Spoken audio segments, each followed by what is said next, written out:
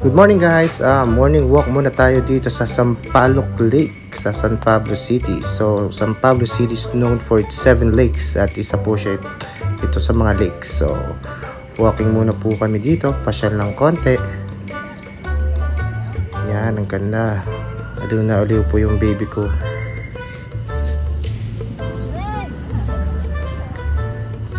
Medyo mainit siya nitong araw na to. Kaya konting lakad lang, pawis na agad kami. Yan, mga nagpo-posing na mga yan. Gusto na magpa-picture. Yung mga pictures nila. Yan. Mga pagod na. Hindi pa nakakalayo.